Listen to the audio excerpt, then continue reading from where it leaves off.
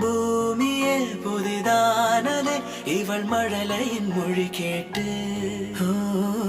தாயாக தந்தை மாறும் புது காவியம்.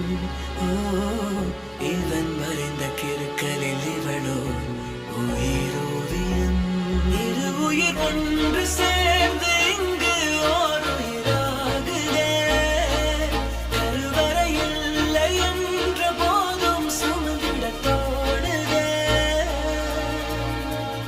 வெளியோரம் ஈரம் வந்து கொடை கேட்குதே.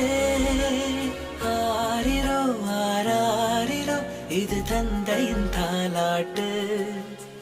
பூமியே புதிதானதே இவள் மழலையின் மொழி கேட்டு.